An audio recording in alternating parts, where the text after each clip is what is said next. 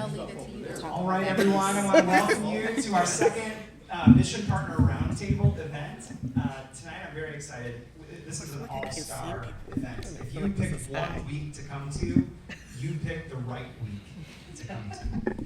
We have a fabulous panel tonight, representing organizations that are doing some of the best frontline work in our community, and I'm so happy to introduce them to you. Let me start. I'm out of order.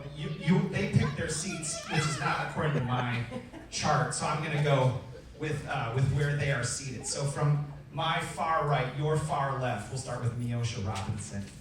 Miosha, right here, is the co-founder of the Good Church and the executive director of Good Laundry, two ministries reshaping community care on Flint's north side. Good Church, which she and her husband Leo planted during the pandemic, centers on offering hope, spiritual care, and practical support to families. Good Laundry, Flint's first low-cost, community-focused laundromat, provides 17 commercial machines, study space, tutoring support, job resources, and a safe gathering place in a neighborhood long underserved by basic essential services. With a degree in sociology and criminal justice from the CMU, Miosha's work confronts hygiene poverty while restoring dignity, building relationships, and meeting needs with the compassion of Christ. She is a mother of 5, a lifelong advocate for justice. She brings a servant's She brings a servant's heart to every initiative she leads. Can we welcome Miosha Robinson? Thank you. All right, and then next to her is Deandra Larkin, who is the CEO of the YWCA of Greater Flint, an organization dedicated to eliminating racism, empowering women, and supporting survivors of domestic and sexual violence. She's a Flint native. Deandra brings deep experience from the nonprofit, higher education, and economic development sectors, including senior leadership roles at Mott Community College and the Flint and Genesee Group. Her early work at Whaley's Children's Center and her board service with Hurley Medical Center and the Community Foundation of Greater Flint highlight her long-standing commitment to equity and access for women, girls, and families. Recognized in both the AAWCC and Flint and Genesee's 40 under 40, she holds degrees. I'm telling you guys. She holds degrees in administration and public relations and leads the YWCA with passion for community empowerment, safety, and dignity for all. Can we welcome Deandra? All right, and then next is Kara Ross. Kara Ross is the president and CEO of the Food Bank of Eastern Michigan, a regional hunger relief network that supplies food to more than 700 partner agencies across 22 counties. Under her leadership, the food bank has grown dramatically, expanding from distributing 6 million to now over 51 million pounds of food annually, including 17 million pounds of fresh produce. Since starting as Director of Development more than 25 years ago, she has led major initiatives, including the Hunger Solutions Center, a $6 million facility designed to increase food access and strengthen community partnerships. Kara holds a bachelor's degree in public relations and advertising and an MBA. She serves on several civic and professional boards. She's a dedicated champion for equitable access to nutritious food and collaborative solutions to hunger across Eastern Michigan. Can we welcome Kara Ross? All right, and then last to her left, my right, is Nisi Holloman. I had to see what picture they sent. No, sorry. So, the one that Google helped me find. Okay. I was like, because I didn't do that. Nisi Holloman is the president and CEO of Voices for Children Advocacy Center, a leading organization serving children and families in Genesee and Shiawassee counties who have experienced abuse, neglect, exposure to violence, or human trafficking. Voices for Children provides forensic interviews, trauma-focused therapy, medical evaluations, crisis support, and prevention education, all in a child-centered environment designed to reduce trauma and strengthen the community's response to abuse. She is a former private practice attorney. Nisi has expanded the center's services, advocated for stronger protections for survivors, and championed programs like Handle with Care to promote trauma-informed care in schools. She serves on numerous state and local boards, including the Children's Advocacy Centers of Michigan, the Governor's Juvenile Justice Committee, and the Genesee Community Health Center Board. With degrees in English, political science, my Lord. Well, you can silence political talk right now. That works. That was Silence. Freudian something. I don't know if that was Freudian. Help me. Political science and law, she brings strong legal expertise and unwavering commitment to ensuring every child is protected, heard, and given a path to healing. Can we welcome Gladys Howard? I want to start with the question we've been asking all of our mission partners, and that is, help us understand a little bit about your organization. Tell me about how a person might find their way to you, what your organization does to support them, and help us to sort of situate a concrete example of what's going on. I'm just going to ask you to speak as much into your mics as possible so everyone can hear you. Okay, ready? Let's start with Neoshan. Okay. Good Laundry is, like you said, a low-cost laundromat on the north side of Flint. Our clients come from, every walk of life. We get a lot of clients who are sent by Center of Hope. I believe they have a washer machine and dryer there that is usually booked full, and so they'll send clients our way. Word of mouth, the neighborhood. Actually, Good Laundry was conceptualized because my husband and I, we planted a church on the north side of Flint, and when we started the church, we started to serve food to the community, and the community was like, no. We know every food pantry. We know everybody who's giving out food. We don't need your food. And so we asked them, well, what do you need? And they said access to clean clothes. And it was like, what? What do you mean? And they broke it down for us, and there was not a laundromat within 4 miles of that 3-mile radius. And 80% of the neighbors in our community used public transportation. So can you imagine taking your dirty undies on a bus? And so there started the strive for dignity, which is what Good Laundry offers our clients. Our laundromat looks very much like a modern suburban home, and that was done on purpose so that when our clients come in, they feel like these people are going to take care of us. Our floor is something you would see in like a museum or something, and so we're sending the message that if we put that much effort into something you walk on, then just imagine how much more we're going to put into you. And so we really are not just a laundromat. And so how we impact our clients, yes, we give them access to clean clothing, but really that's not what we are there for. Our slogan is more than just clean clothes, because really what we want to do is get in their business. And so when someone walks into our laundromat, that is our goal. What is going on? What is it that you need? What is it that has gotten you into the situation that you're in? Why don't you have a washing machine and dryer? Why do you need a laundromat? It's just so many things. As far as their daily walk, they're just people just like us. They have children and they have jobs, and a lot of them are missing work in school because they don't have access to clean clothes. And so when you give them the dignity to do their laundry in a place that looks like a modern suburban home, they start to talk, and then you can help point them into to resources that will make their daily walk a lot easier. Thank you. Oh, it's beautiful. I put some of the pictures you sent up there so people can see what the laundromat looks like. It's beautiful. Yeah, wonderful. Deandra, tell me about how do people find their way, women especially find their way to YWCA? What sort of services do you provide, or what's your sort of initial intake? Tell me about a day in the life of someone who might find their way to you. Absolutely, and I just want to start with, I am so thrilled to be sitting alongside these dynamic women this evening. And so at the YWCA, the typical person that we serve, I want you to take a moment to imagine a woman between the age of 25 to 35. She is a working professional woman.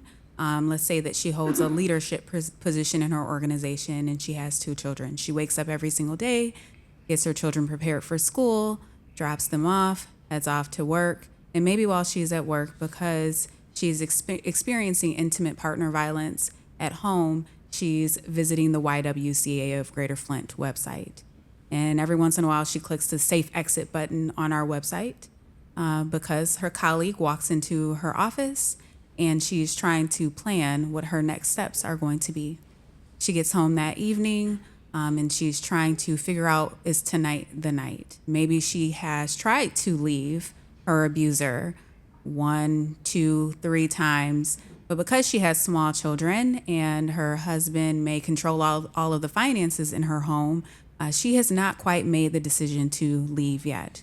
And it may not be until the moment that they have a very violent altercation in the home and in the presence of their 2 children that she decides tonight is the night, and she puts the children into the car with none of their belongings, and they find their way to the doorstep of the YWCA. And we'll say that it could be at 2 o'clock in the morning. And so sometimes that is the very real reality of a woman and a family coming to find emergency shelter at the YWCA. And we are there to make sure we are able to provide that safe haven, welcome them with open arms, and know that they are in a safe place. So at the YW, we run a 32-bed emergency shelter that is a safe haven for women and families who are fleeing domestic violence. For those, because often we are full at the shelter, and we often have a waiting list. So we will hotel them until we can find a safer place. Now, often people will ask, well, how long does an average person stay at the YW? It could be 30, 60, 90 days, sometimes longer, depending upon the unique situation. And so that is just one portion, because we also provide sexual assault services, victim advocacy. Not every single person who is looking for help with intimate partner violence or sexual assault is looking for direct service. They need someone to talk to. And so we often receive calls to our helpline that runs 24 hours a day. And then also we have amazing community partners like Voices for Children who will often call and advocate assertively. And that is what, which is wonderful. That's what we want, to make sure that if they come across someone who needs a place to stay, they understand the resources that we have available to us, that we are doing everything that we can to protect that family and get them somewhere safe within the resources that we have. So they could come to us all on their own if they know about the YWCA and our services, but that is not always the case. We really depend on community partners to understand our services and get the word out there about us being a comprehensive domestic violence and sexual violence shelter.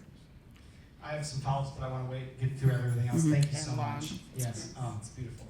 Kara, tell me about how Food Bank is positioned right now to assist and step into the lives of people or organizations doing some work. Yeah, the food bank definitely does everything you think it does, right? We have large scale distributions. We have 85 scheduled this month that serves 300 or 400 families. But we have a lot of approaches that goes directly to neighbors needing help at their homes. We're delivering home-bound seniors and disabled veterans boxes right to their doors with DoorDash. We're going directly to children where they're living during the summer months when school is out, with meals on our smaller now, we call it Summer on the Run, food trucks, where we can go directly to an apartment complex or a park or a basketball court and meet kids where they're at. Again, breaking down that transportation barrier that is so much a conversation for a lot of our services. So we're trying to do things a little differently than we did and not be all about the big volume, although we know that's needed with 700 agencies and partners counting on us to warehouse and distribute food. We're really trying to single out the voice of every neighbor and to listen in community to what the needs are. Just the same kind of story, right? If you ask people what they need, it might surprise you, and it's very different than what you might have been talking about with your team and your goals and the strategic plan that you're doing. And we found a lot of that during the water crisis and during the pandemic for sure. So now we're reaching out and doing more direct services, especially to children with our meal program. Our kitchen does over 70,000 meals every summer, which surprises a lot of people. And we supply those meals to Head Start and after school programs during the school year. And we're also now doing, again, the DoorDash delivery model and other direct services that we're able to do from our location. Again, listening to neighbors and what they need, and going back to that dignified approach to having fresh produce, fresh milk, dairy, proteins available. It's not about canned food and moving commodities. It's about making meals and feeding your children.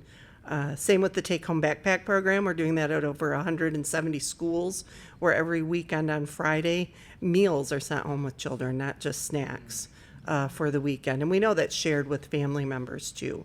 So all of these programs are more complex than what we used to run probably 5 or 10 years ago, but they're really from listening to the voice of the neighbor that needs help.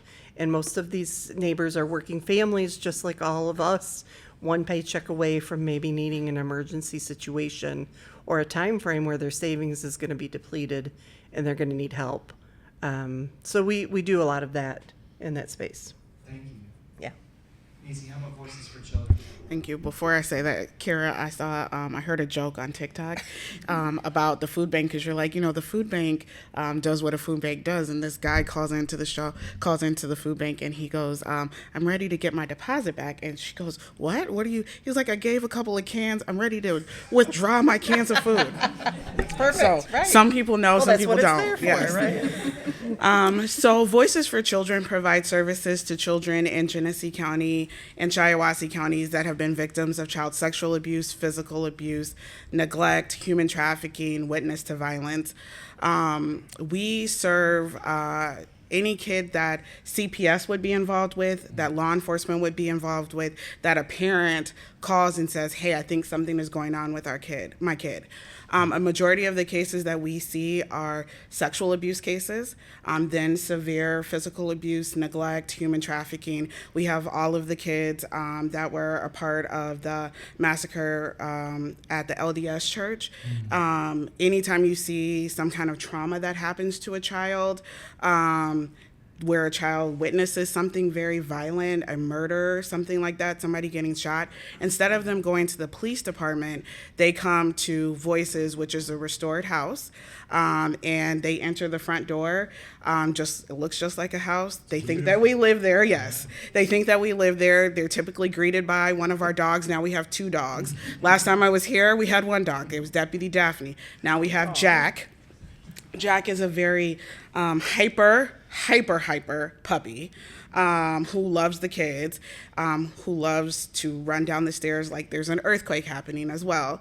But nevertheless, the kids get very excited to see Jack. They go into what would have been the living room of the house, and there are toys galore there. There's TV for the teens. We have a specific room for the teens now. But really, it's about trying to make the center as kid-friendly and as child-friendly as possible, and youth-friendly for the youth that come through the center. What they don't know is law enforcement and CPS, and sometimes our prosecutor's office, very rarely, but they all come through a different door. When they're ready to go upstairs, we introduce them to the staff that will talk to them. We take them upstairs. If they need if they're handicapped, then we have rooms that are on the lower level. But a lot of kids like to have the difference between the upstairs and downstairs, because sometimes they don't want people to know, their family members, about everything that's happened to them, because they just want to be as protective as possible to the people that they love. And they go into a room that we have recently found out was the nursery of the house.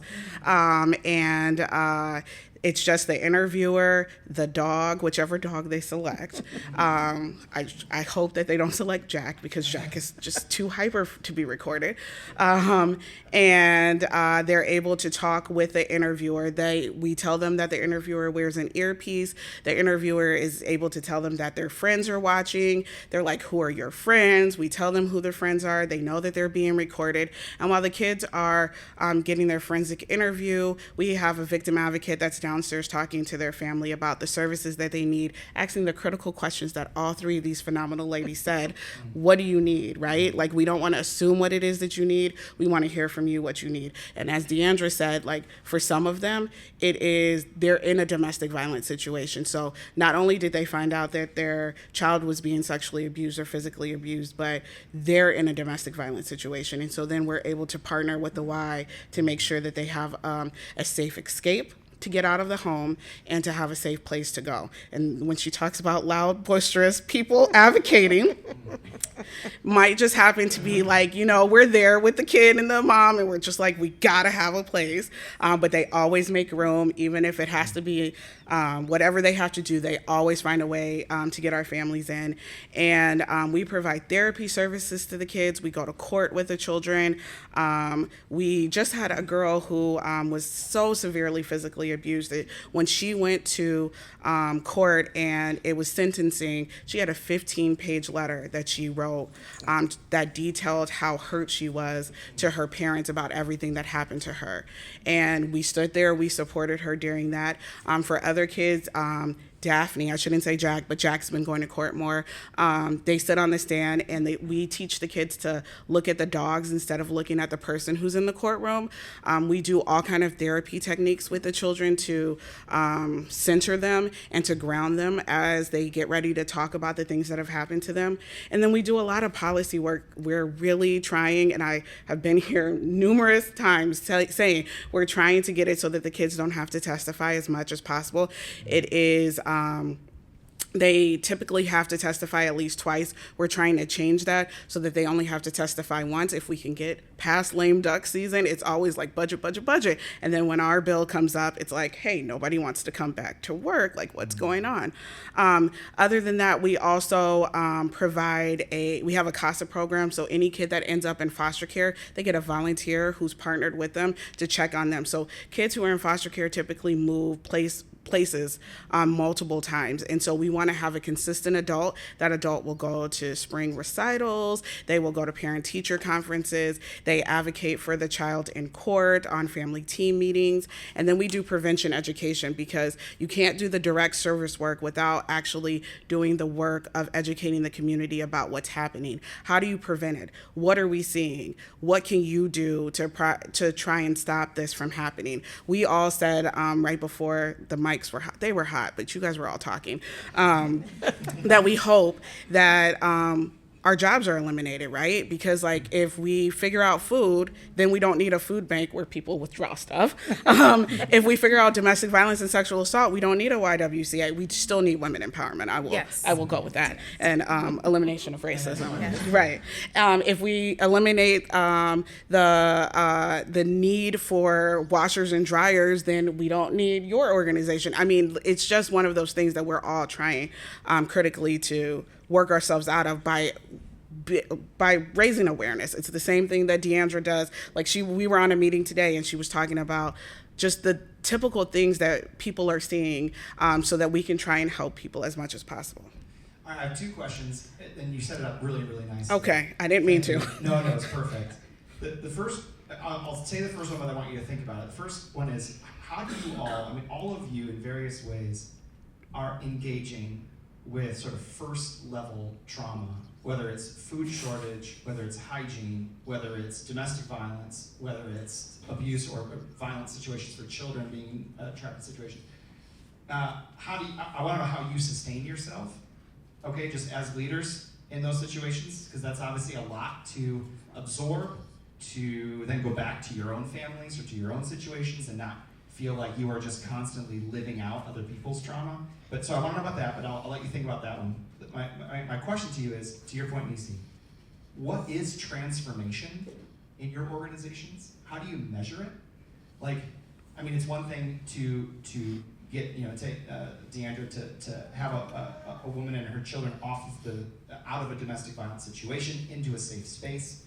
But what's the transformation for them? How do you know that you have helped them on that path, or Kara, how is the food bank measuring transformative work so that it's not just we sent out 51 million pounds of food, but we are making a difference. We're carving out. We're changing the landscape. Neosha, same thing. How do your organizations measure transformation? Well, I can give one example just from the perspective of some new non-traditional outlets. Most hunger is situational. It's a family member that's lost a job, or it's a diagnosis of maybe cancer in the family, and now you have to take a step back and treat the cancer, and then everyday emergencies, a car breakdown, And people are living paycheck to paycheck. If we could get living wages and sustainable full-time work, Said well. it would solve a lot of these problems and the stressors on households. If the job at Walmart was full-time with benefits, right, not 2 or 3 part-time jobs. There's a great 2020 segment on a paramedic that worked 3 jobs and took the bus and rode his bike and never saw his kids. And people are working really, really hard, but the transformation usually becomes when they get to that next step where they're making enough household income that they no longer need the services, and they become the donor or the volunteer back at the pantry or at the food bank. A lot of the non-traditional spaces we're now in is with healthcare, and it's with diagnosis. So the Hurley Food Pharmacy and others that we're starting in our 22 counties is really about looking at the person and seeing the diagnosis and trying to prescribe the food that would go along with that to either prevent or overcome a health emergency. So a lot of things become measurable in those spaces, and the transition for households can be rather quick. It can be a few months or it can be a few years. And frontline to all of that is the federal supports that we all talk about and see right now in the news, like the SNAP benefit. You know, we simply can't replace frontline federal programs that help, but how meaningful would it be if our economy would support really meaningful full-time work Well, I mean, for everybody? Absolutely, and I think to your point, in Genesee County right now, unemployment might be around 5 or so percent, but the number of residents who qualify for SNAP is 20%. Yeah. We are either the highest or one of the highest counties. in Right, the so state. that's where that number's not telling the whole story. Right. And and SNAP has always had a work requirement. There's always been That's right. something to do there with work. But people aren't getting those full-time meaningful jobs that we had maybe took for granted, even with the days of GM and others where you could go and start a job and have it for 20 or 30 years. They're working at, again, even our teachers, some of the lowest paid in our community, or paramedics, they're layering up another job or 2 to support the family and any emergency while you're getting to that next step. And maybe to get your tenure as a teacher or to take an administrative role, you really need those supports from community to make it whole. Yeah, thank you. Others, how do you measure transformation? I'd say transformation is individual for us. We strongly believe that children are fully resilient, and what that means is that they deserve to have a carefree childhood, right? And so trauma impacts that carefree childhood. But through therapy, through community supports, through working with the family, we're able to get the kid to a place where they're able to talk about their trauma, talk about the trauma narrative. We have graduations that we do with the kids. We have a garden where the kids will bury their trauma narrative. Some of them write it out. And then from that, it grows into beautiful flowers or to... I think this year we grew pumpkins and radishes and all kind of stuff, and the squirrels ate it. But we do bonfires to also get rid of it. There are kids who are afraid to go to certain parts of their house, and transformation is that the kid is able to go there. For some kids, it's adoption, and then their name changed, and that is a big thing for them. For some kids, it's the justice that they get in court. Transformation is individual for each child and for each family, and it's different for everyone. And I think that Deandra's probably going to say something very much like that, but I want to answer your other question about what do we do for ourselves. And when you first said that, my answer is God. My entire life is God. I feel called, and it is a purpose to be able to do the work that I'm able to do, to see, they're not just numbers to me. I can tell you the number of kids that we've had that are brand new, but I know them by name. I know their family. I know their story, and it's because God has called me to do this work, right? And it might not be in a church, but it is Christ's loving arms that we're able to do that work, and that's what sustains me. So I drive home home, like I pray before I come in. And for the staff that I have, like one of the critical things when we're hiring people is we want to know what you do for your coping skills, what your good coping skill is and what your bad coping skill is, right? So some of my staff, they smoke. Some of my staff, if you come, you will hear very colorful words at like 5 o'clock in the afternoon. For some people, it's chocolate. And then we want to know what your good coping skill is. And then what do you do? Like if you hear a really hard story or a kid is crying, like what is your go-to? What do you do? What can you do? So I see this lady over here knitting. Like for some of them, it is knitting, right? For some of it, they have their song. And it is like a Grey's Anatomy, Meredith and Christina moment where they just like wig out, right? But whatever it is recognizing that you have the necessary coping skills in order to do the work that's necessary. But for me, it is God. I love it.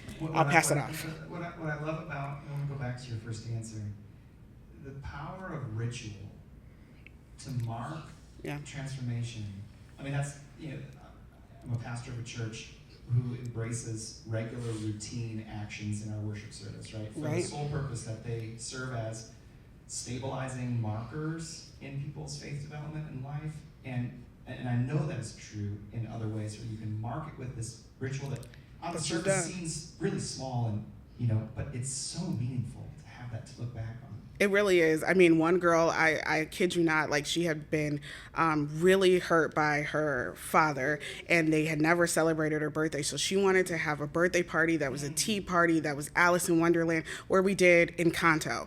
And here I am, like dressed up as the Mad Hatter and the rest of the staff, like there's somebody that's dressed up as Alice in Wonderland. And I'm like, what in the world are we doing? But she got in there and she sang this song. And for her, it was that moment. And she still calls me the Mad Hatter. She's like Miss Niecy the Mad Hatter. But for her, that was like her moment, and whatever is necessary for the kids to get to that place where they recognize that they are whole and that they are at a place where they control their narrative. And we always tell them, you can come back, because we recognize that as the kids grow up, as they get boyfriends, as they go through menstrual cycles, as our boys start dating, there are things that come back to them because of they want to know, how do I have a conversation with them about my significant other, about what has happened to me? And we walk them through it. We talk about it. Support groups are very important. But I'm not going to take the floor anymore. I'm going to pass it over to my friend Deandra, because I kind of set this up for you. How do you all measure transformation in the lives of folks who find their way to your doors? Yes, I loved everything she said. Yeah. The word that stood out is the moment. We are very different, and they follow their clients a lot further than we do. We could have somebody come and they never come back. And so it is all about the moment, like the table. Like Jesus met people at the table. Amen. He relaxed and he ate at the table. And that's kind of what, that's our motto at Good Laundry. We call our space the living room. And so transformation happens right there at the table. And it can look so many different ways depending on who you have. Our goal is to eliminate hygiene poverty, which is when you have to choose between hygiene products and keeping your lights on. And so every step for us is a part of that process, and we track that. Where you have a few days ago, a woman came in and she had beautiful hair and she came to do her laundry, but the transformation was about her hair, because she had her hair wrapped up in a bun, and she looked at my hair. She was like, can I ask you a question? It looks like you take care of your hair. And I'm like, sure. And she took her hair down and it just flowed everywhere. It didn't look like she had that much hair. And when she took it down, it flowed everywhere. But inside of her hair, there was a balding spot. And she started to absolutely break down about that spot in her hair. And she went on and on to tell me about how she can't afford to go to a beautician, right? That's hygiene poverty. She has to choose her hair or her lights. And so not knowing that she was at the table, right? We're not just in a laundromat. We're reclining and we're eating together at the table. And so she's going on, she's giving me this whole story about her hair. And I'm like, you know what? We have resources for that. Not only do we have a doctor and a nurse practitioner that we can point you to, but we also have a beautician who's ready to do your hair. And so, How many times that'll happen, how many times she'll go, I don't know. But she left there with a much brighter disposition. She left there knowing somebody cared, somebody spent some time with her at the table, and she left there knowing that at one point she doesn't have to choose between her hair and her lights. We were going to take care of it. And so that's transformation for us. You know, some clients come back, some clients don't, but every time they walk through the door, we want them to leave transformed. And in some portion of their life, we want to be able to eliminate hygiene poverty. We work a lot with teenagers, and we have one young man who, when we started to work with him, his smell would, like, this room would just be empty. I mean, his smell was so strong. I have some people in the back who actually have worked with him, and his smell was unreal. And we had to figure out how to continue to invite him to the table and how to deal with the smell. And it took a lot of investigating and a lot of digging to find out that his family was severely traumatized by hygiene poverty. And so now that young man, he smells a lot better because now mama can come wash. We are low cost, but don't worry about the cost. We'll cover this one. You know, Can now. I just ask, how does that work, low cost versus free, right? I mean, Yeah. those who come in, they're coming in, do they know it's low cost? They do know. Yeah. Back to what do you need? And that's the biggest myth, that everybody's looking for a handout. No one asked for it to be free. They said affordable laundry. At the beginning, I got like a standing ovation because I have 5 kids. We took our laundry to the laundromat as a family of 8 because my mother also lives with us. We spent over $100. Hygiene poverty. Who has $100 to spend at the laundromat? And so when we decided to do this, they did not ask us for a handout. They didn't ask for it to be free. And so Good Laundry, the cost of our machines are 50% lower than the national average. So at a Pro Clean type of space, their 80-pound machine can be anywhere from $10 to $12. Ours is $5. To dry for a quarter, you usually get 6 to 7 minutes. At a Good Laundry, you get 15 minutes, which usually is enough to cover an entire load. Hope is catching sight of what is possible, catching a glimpse of what is possible, someone said. And I think about the woman you talked about, catching sight of what is possible now, that no longer I have to be trapped in this situation. Absolutely. That now there's hope, and I can now pursue that, or not, but at least I've caught sight of something. Right, and that, you know, where do you go when someone cares about your balding spot? Yeah. You know what I mean? We think in these type of agencies that we have to deal with the big things. But no, we deal with the widow man whose wife did his laundry for 52 years. And now he's like, how do I not make my white sweater pink? You know, he has all the resources. He has a nice home and he has a nice car and he has all the things, but his wife is gone. And so now how do I get a group of men to come and surround him and let him know that Jesus sees him? But also, how do I get a group of women to come in and say, let me not, you know, don't put your red socks in with your white sweater. You know what I mean? And so it's just the smallest thing that transforms their lives. Oh, thank you. Okay, Deandra, transformation. So the example that I like at the YWCA for transformation, and I absolutely agree, it is all very unique and individual.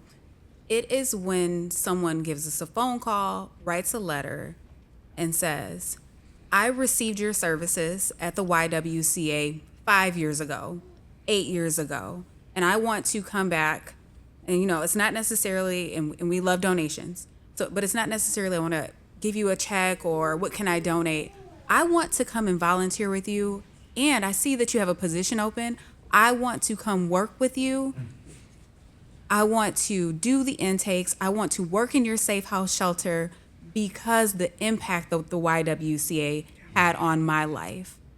You won't necessarily find that at the beginning of their healing journey because healing is very unique. Sometimes it takes that long. And so that is transformation when I see that. And we do have team members who receive services at the YWCA, and they talk about it with our board members. They talk about it publicly. And that is why they are there to serve, because of the help that they were given. And they want to provide that hand up and that compassion to someone else. And they often say, well, I'm better suited for this job because I know I can provide that compassion. I know what they're going through. And so I think that that is the transformation that I love to see and stories that I love to hear is how can I help in that way? And then to talk about the helper. Yeah. When I first came into this role, and so it's been a little over a year, and because I had worked in human services before, the first thing I told to my husband said, we're going to have to, and we pray a lot together, we're going to have to engage in a lot more prayer. And I want to invest in a really great therapist.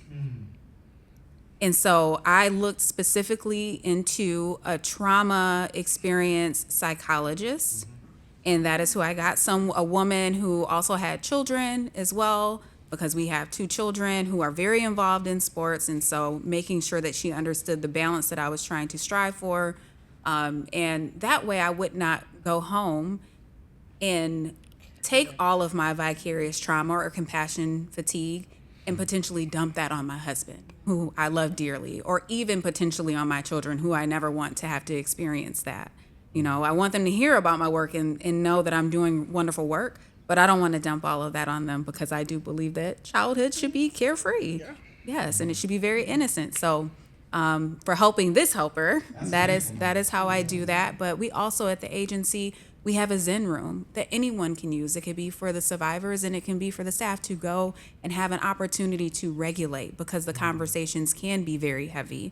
And so they can take that moment to themselves. We encourage people to take walks. I always encourage people, we are right next door to the Mott Warsh Gallery. Art can be a very healing experience. So to take that time to visit, it is free, and they can have a moment of serenity and peace in that moment as well. So helping the helper is very important. Thank you. Neosha Kara, tell me about how do you deal with your own compassion fatigue is a good word. How do you regulate your own sense of you're experiencing people's situations or crises, or and what are you doing to sort of find your own way through? Yeah, prayer obviously is a big thing. But we have it in my family, in our ministry, among our staff. We have this saying, stay low to the ground. And yes, you are the leader. Yes, you are the helper, but stay low to the ground, because when you fall, it's a much softer fall when you're low than if you raise yourself up and you fall from way high. And so we teach our thing is we're all broken. And just because you can't see or smell my brokenness doesn't make me any different than the woman who's walking through the doors of the laundromat. And so, I have my own stuff. And so we teach that, and even to my children, that there's no difference.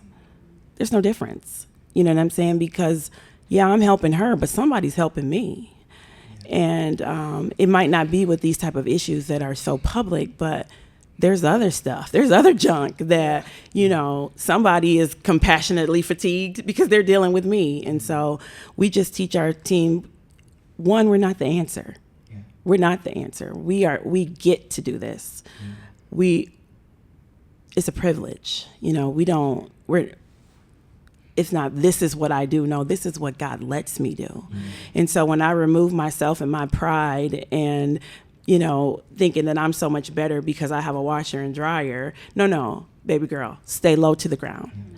Because when you fall, it'll be a much softer hit on the ground than if we're way up here and we fall, And so that's really it, that we're all the same. There's no difference than anybody. And my children are very involved in all of this. And, you're no different than that boy who comes to your youth program who smells like any and everything. You're no different. We can just smell his. Mm-hmm. And my son, who struggles with some things, son, I just can't smell yours, but you struggle just like him. Mm-hmm. And so when we keep that focus, that we're all in this, we're all broken, we all need Jesus, we all need a Savior.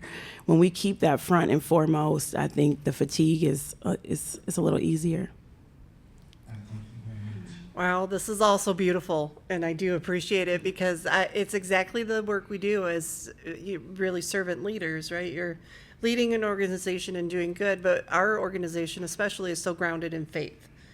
We have all these partners, and the majority of them are faith-based entities that are volunteering. They're not paid positions, and they're out there doing this work.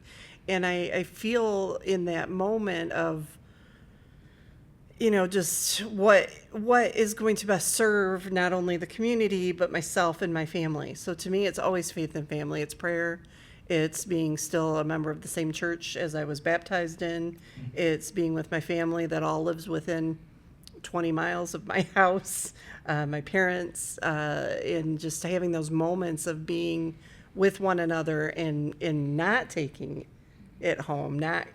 There's so much to think about all the time that I have to leave it and know that it will get done tomorrow. I've been trying to get better at saying no, right? And that's hard for all of us, I'm sure. But the family time and that time to reflect and have downtime for yourself is so important. And I've now said it to our entire team, make sure you're taking time for you. Make sure you're taking those days off.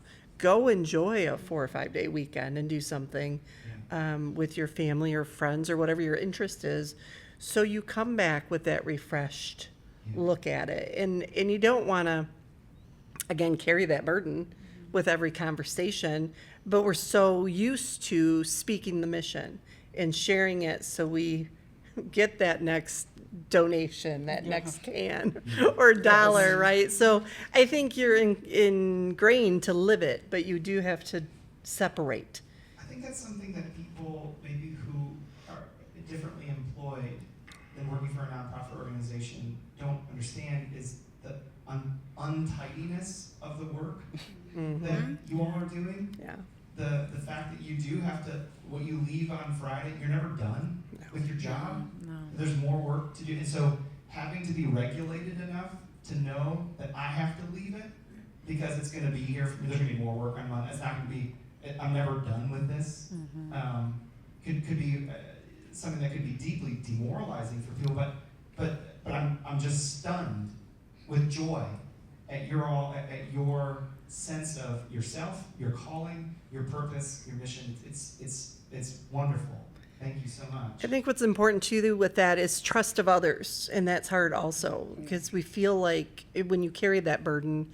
But I say it all the time to a lot of our newer managers, you have to be able to share this work with your team and then just check back for accountability and hold to what you're trying to get done, but it's not all you.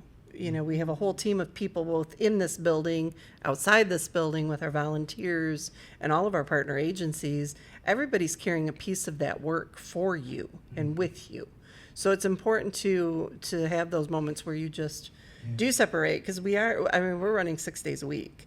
And it's, we've got a group there tonight till 8 or 9 o'clock. And it's hard to separate that, but there's other people that can lift that from time to time so you can enjoy those moments with family and friends. Thank you. Miosha talked about this, myths that exist in your work. Tell me, what is one myth that you wish would die? About whether it's the just clients one? you serve, the type of work you do, whatever it is, but you all have heard people talk about whether it's trauma, whether it's domestic violence, whether it's hygiene or poverty. You tell me, what is a myth that we promise out here that we will hear you tell us you want it to die. We will work to destroy that myth by the way we choose to characterize things. For me, it's lazy. Somebody's lazy, or they're not willing to work or go get something for themselves, right? And that's so wrong in the work that we're doing because so many people are working so hard. I described it in the people working 2 or 3 jobs. They're working so hard they hardly see their family and their household to even pay their bills. And so I don't think that the stereotype of the person that wants to sit and just receive handouts is at all who we are as humans. I think everybody wants to contribute to society and their community and their neighborhood and be with people and be able to have, a household of support and love and be able to be there for their kids. That's probably the number one, is that people are lazy. Yeah, thank you. Lucy? Gosh, I like one. It doesn't That's do what well. I can't do one. I don't think I can do one. Like, you can't ask me what my favorite food is because I don't like. I would say that poverty causes child abuse. That is not true. We have kids from all over Genesee County. There's not a township, city, or village that child abuse has not happened in. It is not poverty that causes it. It is not something that is going away or dying. For instance, like just looking at my stats for a grant report that I was doing, there's been over 500 new cases of child sexual abuse in our county alone, right? And so like that's just sexual abuse. That doesn't include the severe physical abuse or the neglect that happens to kids. And it's not, neglect doesn't just happen because someone is on a substance. It doesn't happen because the parent is impoverished, because they don't have a washer or dryer. It happens, there's no rhyme or reason. Like, there's no rationale. Like, people There's are. no singular cause. There's no singular clause, and people go like, "Why do people do?" I don't know, because I don't abuse kids. Like, I love my child, I love children. That I cannot wrap my head around, right? So I can't give you the root cause. Like, there's no root cause, but I can tell you that it's not poverty, and I can tell you that it's not just because of substance use, and it's not because people live in the city of Flint. It is so tempting to take a complex issue like domestic violence, child abuse, and reduce it because we don't want to see it as multi-factor. Correct. We just want to be like, what's the one thing that's separate that I don't do that they do, and that must be it. And my other thing that I would say is that it's not just men that sexually abuse children. You told us you weren't just going to settle with one. I told you that. You Yes. gave us several. There's no I way. appreciate it. There's no way that I can. So that's good. I'm Yeah. going to follow Nisi's lead, and I'm also not going to settle with one. Good. Men experience sexual violence and domestic violence. You must believe a person when they tell you that they are being abused or they have been raped. Believe them first. Yeah. Believe them first. I don't care if she was wearing tight jeans. She didn't deserve it. Believe them first. Okay? Domestic violence is not limited by zip code, by income. It is happening everywhere. In Flint, throughout Genesee County and beyond, it is the number one reason why women who are experiencing homelessness are homeless. It's one of the top reasons. I'm going to stop there. I think those are some good ones, right? Oh, and then another myth: the YWCA.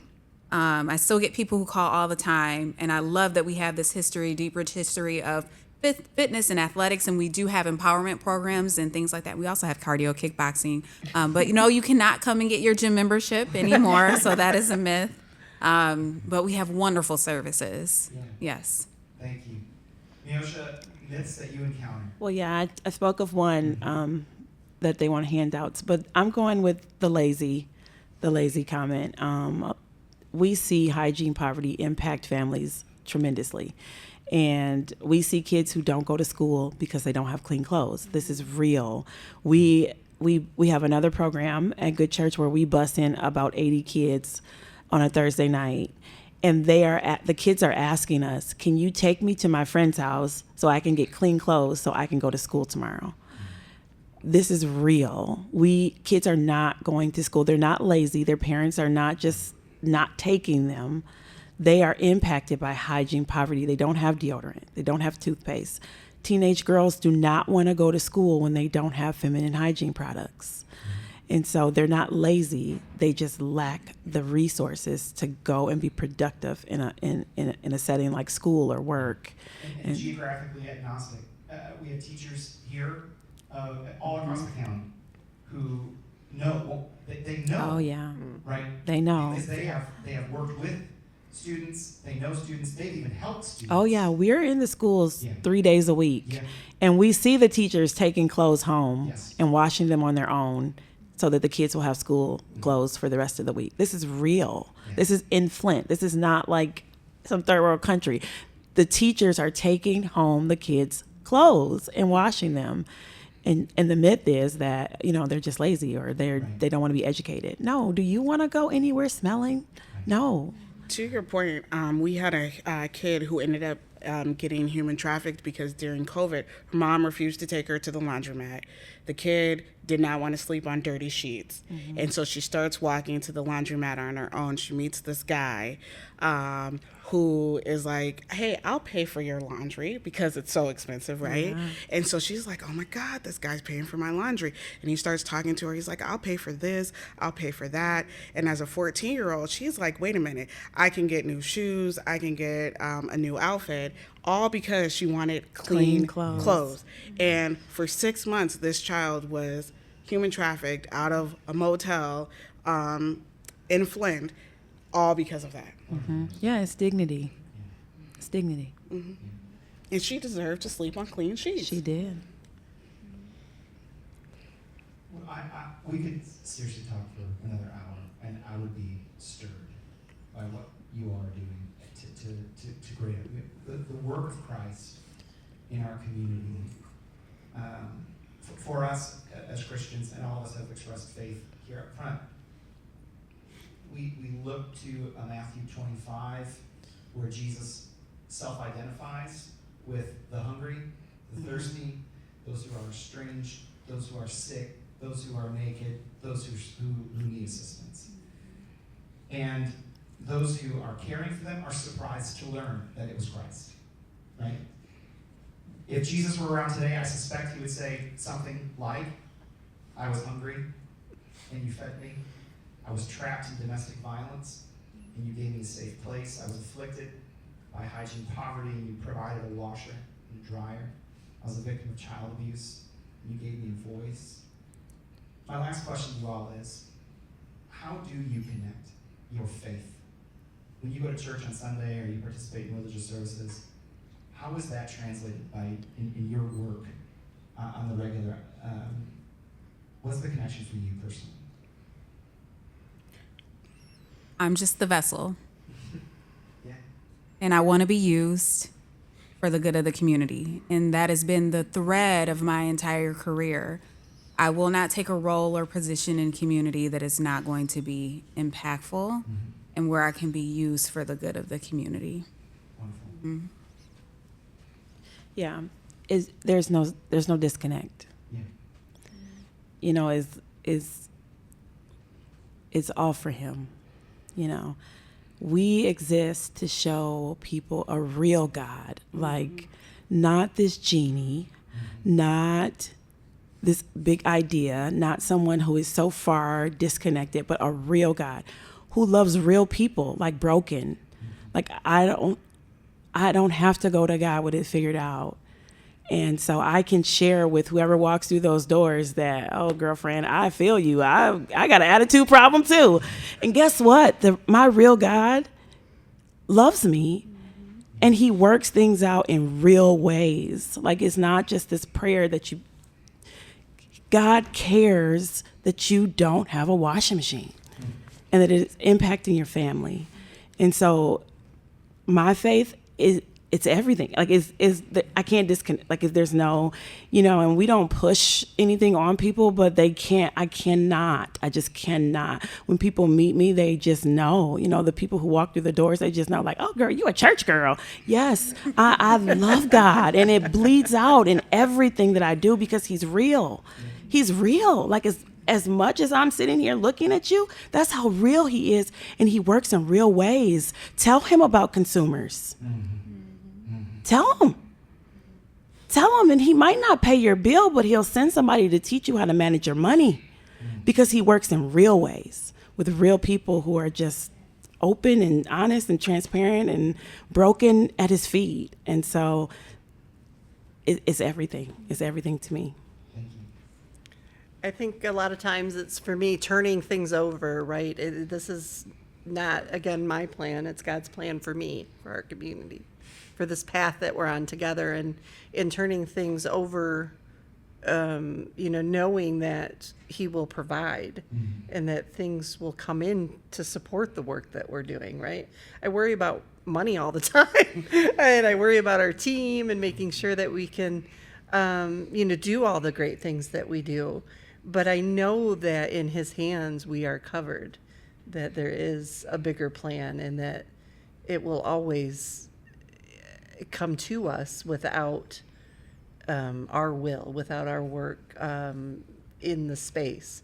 And so that gives me comfort, because then when I'm really stressed out about something, I know I can just turn over that worry and go back to my faith and try to, again, share the spirit we're all talking about, is walking with people, listening to people, walking a mile in everyone else's shoes, to know that we are all human.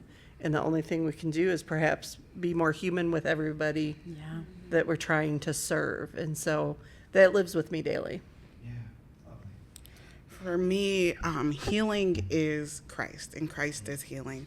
And while the children may not know at that point that it is Christ who has caused them to be healed, I know that there are people that are praying, and I don't have to be outward with everything, but the love of Christ flows through. Like Jesus said, let the children come unto me. And so it's like making sure that there is this place, there is a food bank, there is the Y, there is good hygiene for everybody. Like that is Christ. And so like I can sit in church on Sunday, I can pray, I can talk to God at any moment, at any point about this situation. Like, yes, it is heavy. Like, yes, this kid is really struggling. This kid does not want to be in therapy today, but Christ understands that. And Christ will love them when therapy is not there, when they're struggling at night.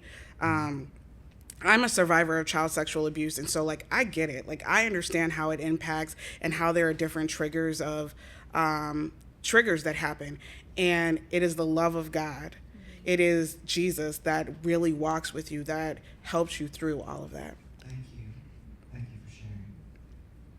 There's a statue of Jesus that exists off the coast of Italy.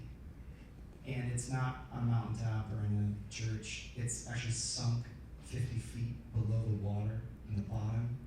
And in order to see it, you have to put on snorkeling gear and dive down to it. And the artist did that purposefully because he wanted people to know that even in deep, when it's dark, Jesus is there. Yeah. And I think about that when I think about the work you all are doing. Yeah. Thank you so much.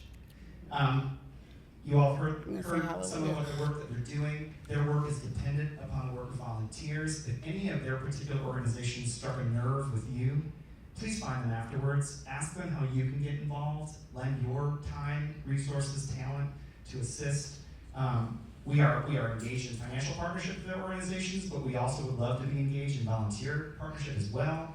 So please find them afterwards, talk with them more. But for now, could we please thank our guests and their time?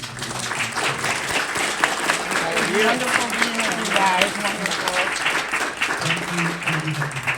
I'm just going to pray for you all, and there's a blessing for you all for your ministries. Merciful God, who goes and walks alongside those who have been pushed out to the margins.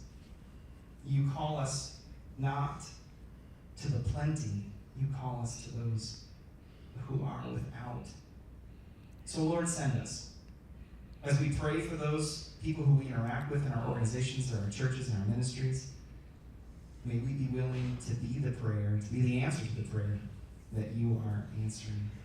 Lord, we pray that the resources would flow. We pray there would be enough volunteers, enough money, enough stamina to continue supporting these organizations and these powerful leaders doing this work in our community. So bless them, Lord. Bless their families. Bless their time and their work.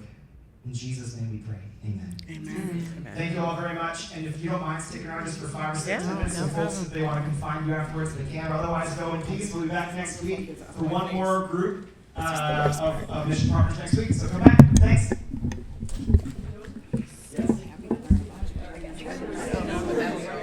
I have a friend who works at Yeah, we'll be back. I'd